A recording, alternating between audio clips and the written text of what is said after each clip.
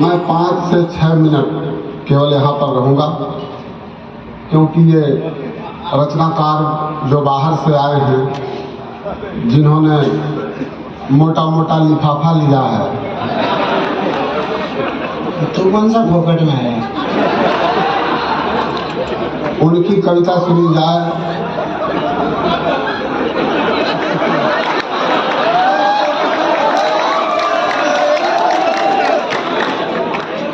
शंभू भाई को ढूंढते ढूंढते यहाँ तक आ गई। नहीं, ऐसा नहीं है बेटा। पहले तानसेन गाते थे तो मोर आते थे, अब इस तरह के उबड़ खाबड़ माइक पे आते तो ये आते हैं। बहुत बहुत धन्यवाद। और अच्छा, उसका रंग भी तेरी जर्किन से मैच कर रहा है।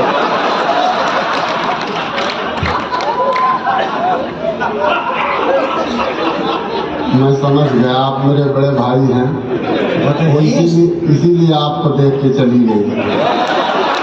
वो तो है ही। अब तेरे माता पिता ने देर कर दी तो मैं क्या करूं?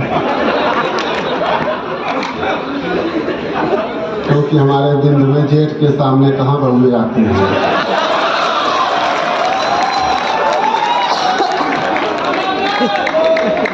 तो गाय का पंडित तेरे को इतनी अकल नहीं? 12 महीने में 1 महीना जेठ का भी होता है।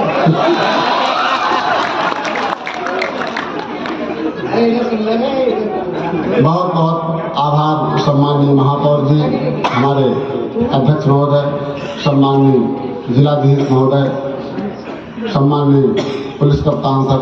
भूपेंद्र जी, चाय पिलवा दीजिए। मंच पर जैसा कि मैंने कहा है कि मैं 5 से 6 मिनट रहूँगा। हमारे सुदीप भोला जी हैं, शंभू शिखर जी हैं, और देश की वो श्रेष्ठतम व्यक्ति हैं जिन्हें आप सब सुनेंगे। सब ऐसे रचनाकार हैं जो पूरे विश्व में अपनी ख्याति अर्जित करते हैं। हालांकि सब बड़े रचनाकार हैं, बड़ा मैं भी हूँ।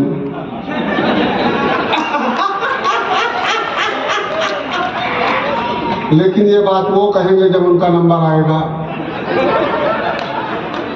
ये सब विदेश गए हैं, मैं नहीं गया, क्योंकि मुझे सपना से ही फुर्सत नहीं मिली। और आप में से अधिकांशता व्यापारी बैठे हैं, जानते हैं जिस माल का अपने यहाँ खपत नहीं होता उसे बहुत बढ़िया निर्यात कर दिया जाता है। इसलिए तमाम रचनाकार बैठे हुए हैं। मैं आपको एक आध छंद सुना दूंगा, एक आध छंद सुना दूंगा। अभी बात हुई अयोध्या की, प्रभु राम की, आदरणीय महापौर जी की उपस्थिति है। कुछ प्रश्न आए कि अयोध्या में मंदिर पूरा नहीं हुआ है और प्रभु राम लला विराजमान हो रहे हैं। मैं भी ये देखने गया तो मैंने देखा कि प्रभु राम का मंदिर तो बन गया था। तो मैंने उनसे पूछा कि आपका कथन था कि प्रभु राम का मंदिर नहीं बना है। तो जो सवाल उठा रहे थे उनका केवल इतना कहना था कि अभी कोप भवन नहीं बना है।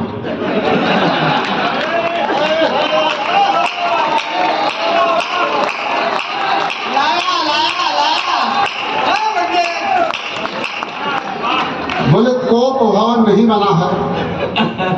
इतनी वैमनस्यता पता नहीं क्या है। प्रभु राम के स्थापना के दिन मैं भी अपने यहाँ रामायण का रखा था। हालांकि मैं किसी दल के व्यक्ति को नहीं बुलाया था, लेकिन अलग अलग मानसिकता के लोग आ गए थे। हम रामायण पढ़ने लगे तो हमने पढ़ा कि हुई है वही जो राम रुचि राखा, को कर तर्क बढ़ावे शाखा। तो एक खड़े हो गए सज्जन, बोले यहाँ शाखा कहाँ से आ गई?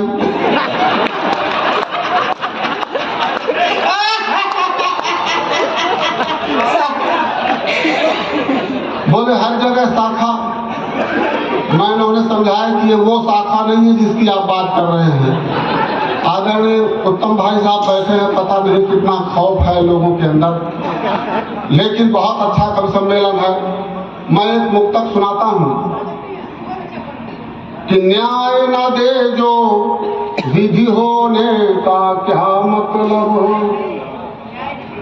न्याय न दे जो विधि होने का क्या मतलब। मेरे पिताजी ये चाहते थे कि कोई मेरा एक बेटा वकील बने, तो उन्होंने देखा कि सबसे अधिक झूठ कौन बोलता है, तो मेरा नंबर अव्वल आया। मैंने LLB की, 500 में कोट खरीदा, बाद में उसे 1000 में बेचा। तो मुझे लगा वकालत में बहुत फायदा है, लेकिन मैंने छोड़ दिया। जब मैं पहले दिन कोर्ट गया तो एक मुवक्किल आया, बोला मेरा केस लड़ोगे? मैंने कहा उसी धंधे के लिए तो आया हूँ। बोला क्या फीस लोगे? मैंने कहा 5000 रुपए। वो उठ के चल दिया। हमने कहा कहाँ जा रहे हो? बोले तुम सस्ते वकील हो क्या? 5-6 महीने बाद मिला तो रोने लगा। हमने पूछा क्या हुआ? बोले तुमको छोड़कर एक 50,000 का वकील लगाया, लेकिन परिणाम सजाए मौत मिली। मैंने कहा मूर्ख, वही काम जब मैं 5000 में करा रहा था।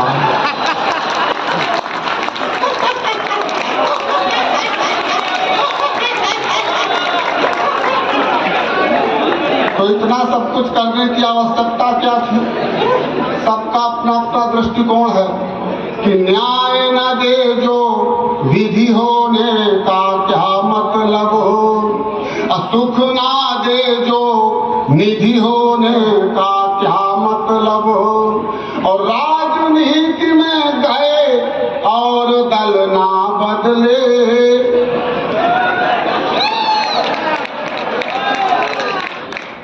पिटवाओगे आप और कुछ नहीं करोगे। सच बताएं, नागौर में कवि सम्मेलन था, योगेश भैया हर कवि आए तो कहा आप बहुत अच्छा सुन रहे हैं, फिर एक कविता सुनाए, फिर कहे आप कितना अच्छा सुन रहे हैं, फिर एक कविता सुनाए। एक श्रोता बहुत परेशान हुआ, वो खड़ा हुआ, कहा कि हम बहुत अच्छा सुन रहे हैं। तो कहा हमारा जीव ले गया।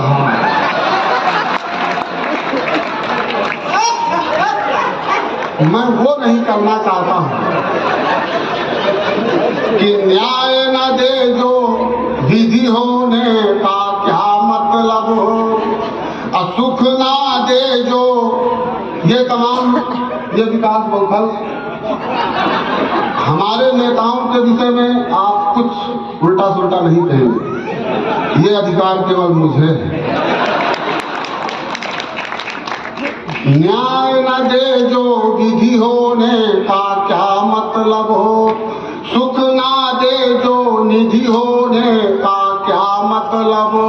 और राजनीति में गए और दल ना बदले, ऐसे जनप्रतिनिधि होने का क्या मतलब हो। ऐसे जनप्रतिनिधि होने का क्या मतलब हो। और 4 पंक्तियां अयोध्या पर तमाम हमारे आदरणीय मित्रों ने, हालांकि अमन जी के उस गीत के बाद कुछ कहना शेष नहीं रह जाता, लेकिन जब अयोध्या का निर्णय नहीं आया था तो मैं अयोध्या से गुजरा तो वहाँ खुदाई चल रही थी। मैंने पूछा ये खुदाई क्यों चल रही है? बोले हम पता लगा रहे हैं कि राम यहाँ पैदा हुए कि नहीं पैदा हुए। तब मैंने एक छंद लिखा कि राम कौन सी खुदाई में मिलेंगे, कि कौन सा पिया है जाम बुद्धि ने लिया विराम, सोचते हो खोदने से राम मिल जाएंगे। कौन सा आप ताली बजा दीजिएगा ताकि इन कवियों को भी मेरा कुछ एहसास होता है।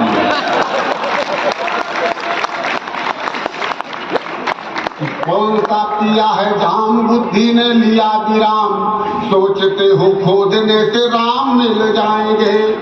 कौशल्या के अंगना में वैदेही के कंगना में, सबरी के बेर में श्री राम मिल जाएंगे। और कण कण में है राम, पग पग में है राम, राम हनुमान के सीने में मिल जाएंगे। और ईसा में मिलेंगे राम, बुद्ध में मिलेंगे राम, खुदा की खुदाई में श्री राम मिल जाएंगे। ईसा में मिलेंगे राम, बुद्ध में मिलेंगे राम, खुदा की खुदाई में श्री राम मिल जाएंगे।